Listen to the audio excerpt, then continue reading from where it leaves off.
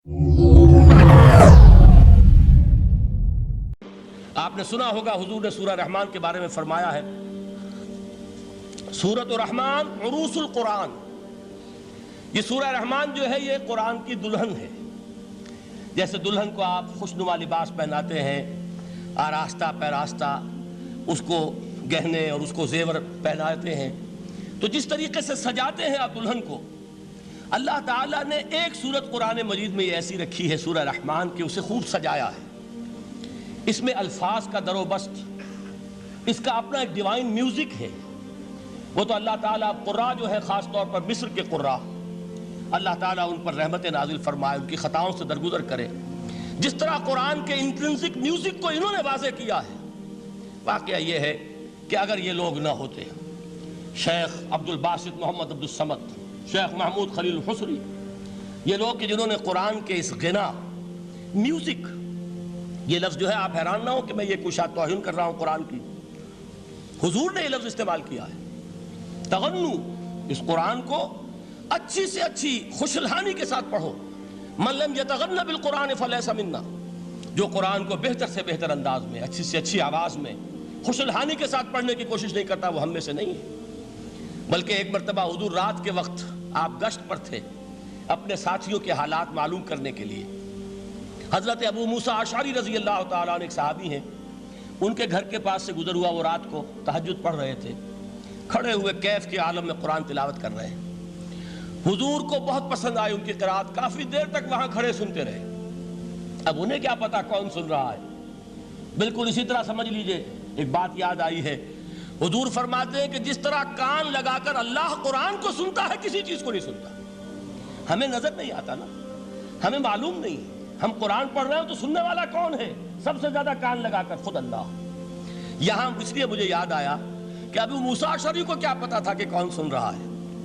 وہ اپنی کیفیت میں نماز میں تہجد میں قرآن کی تلاوت کر رہے تھے، اور ظاہر بات ہے ان کے گھر ایکڑوں میں بنے ہوئے نہیں تھے، ایک ایک کمرہ، ایک ایک کوئی حجرہ، ایسے ہی تو گھر تھے نا صحابہ کے، لہذا حضور پاس سے گزرے، آواز آئی، کافی دیر سنتے رہے۔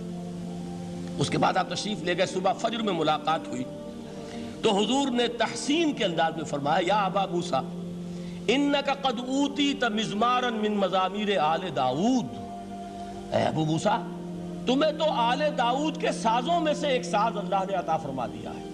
جس طرح حضرت داؤد، لہن داؤدی مشہور ہے کہ جب وہ پچھلے پہر رات کو حمد کے ترانے الاپتے تھے، قرآن میں ہے کہ پرندے شامل ہو جاتے تھے ساتھ، اور پہاڑ وجد میں آتے تھے، پہاڑ بھی ان کے ساتھ شریک ہوتے تھے۔ تو جس طرح کا اللہ نے ان کو لہن عطا فرمایا تھا، حضور نے تحسین کے انداز میں فرمایا ہے ابو موسیٰ اشعری، اللہ نے تمہیں بھی آل داؤد کے سازوں میں سے ایک ساز عطا فرمایا۔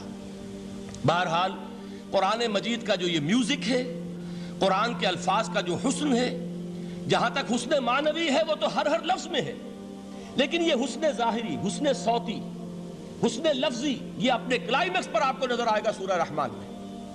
لیکن قرآن میں یہ سورت اس اعتبار سے بھی ممتاز ہے، اس کی 4 آیات پر ذرا توجہ کریں گے، عجیب حقائق سامنے آئیں گے۔ جہاں یہ قرآن مجید کے حسن صوت اور حسن لفظی کی معراج ہے، وہیں اس کی پہلی 4 آیات میں 4 چوٹی کی چیزوں کا ذکر ہے، سب سے اونچی چیزیں۔ پہلی آیت کیا ہے؟ الرحمن، ایک آیت ہو گئی۔ رحمان کیا ہے؟ اللہ کا نام ہے۔ کبھی آپ نے غور کیا اللہ کے ناموں میں سب سے پیارا نام کون سا ہوگا؟ رحمان۔ کیوں؟ اس کا مادہ کیا ہے؟ رحمت۔ ہمیں سب سے بڑھ کر جس چیز کی ضرورت ہے وہ کیا ہے؟ رحمت خداوندی۔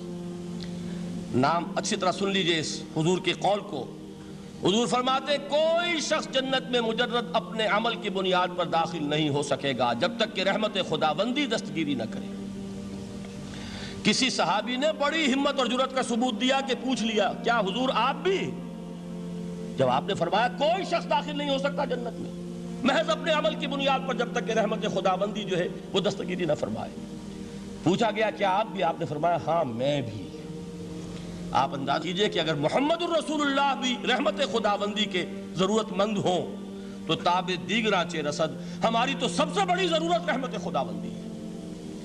اب یہ رحمت جو ہے قرآن مجید میں اللہ تعالیٰ کی یہ شان 2 الفاظ کے ذریعے سے آتی ہے، رحیم اور رحمان۔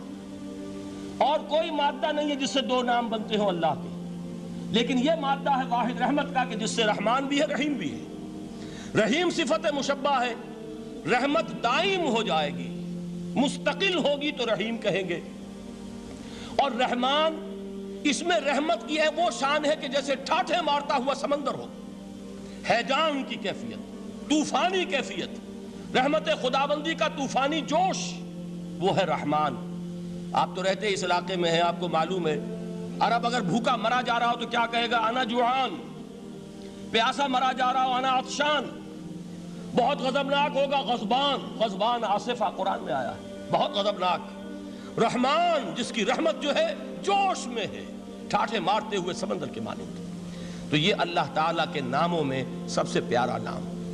اب آگے چلیے، الرحمن علم القرآن، رحمان نے قرآن سکھایا۔ رحمت خداوندی کا سب سے بڑا مظہر، رحمان کی رحمانیت کا سب سے بڑا مظہر قرآن ہے۔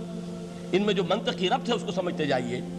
اچھا آپ یہ سوچئے، جو علم بھی انسان کو حاصل ہوا وہ کس نے دیا؟ اللہ نے۔ سائنس کا علم کس نے دیا؟ اللہ نے۔ علم آدم الاسماء کلہا، وہ علم الاسماء جو حضرت آدم کو دے دیا گیا تھا ازل میں، یہ اسی کا ظہور ہے، یہ اسی کی ایکسفولیشن ہے جو ہو رہی ہے اور ہوتی رہے گی ابھی۔ اور دوسرے علم ہے وہ کس نے دی؟ اللہ نے دی۔ لا یحیطون بشیء من علمہ الا بما شاء، مخلوق میں سے کوئی اللہ کے علم میں سے کسی شے کا احاطہ نہیں کر سکتا مگر وہ جتنا اللہ دینا چاہے۔ لیکن یہ کہ تمام علوم میں چوٹی کا علم قرآن، نوٹ کرتے جائیے، اب چوٹی کی چیزیں جمع کیجئے۔ اللہ کے ناموں میں چوٹی کا نام رحمان، اللہ نے جو کچھ انسان کو سکھایا اس میں چوٹی کا علم قرآن۔ خلق الانسان، انسان کو پیدا فرمایا۔ سوال یہ کہ حیوانات کو کس نے پیدا فرمایا؟ آسمان کس نے پیدا کیے؟ زمین کس نے پیدا کی؟ فرشتے کس نے پیدا کیے؟ کیا مطلب خلق الانسان؟ اس کی تمام مخلوقات میں اس کا کلائمیکس، اس کی تخلیق کی معراج، اس کے تخلیق کا نقطہ عروج انسان ہے۔ یہ ہے کہ جو مسجود ملائک بنا ہے۔ وَلَقَدْ كَرَّمْنَا بَنِي آدَمَ وَحَمَلْنَاهُمْ فِي الْبَرِّ وَالْبَحْرِ وَرَزَقْنَاهُمْ مِنَ الطَّيِّبَاتِ وَفَضَّلْنَاهُمْ عَلَى كَثِيرٍ مِّمَّنْ خَلَقْنَا تَفْضِيلًا۔ تو تخلیق میں سب سے اونچی تخلیق انسان کی، علموں میں سب سے اونچا علم قرآن کا، اللہ کے ناموں میں سب سے اونچا نام رحمان۔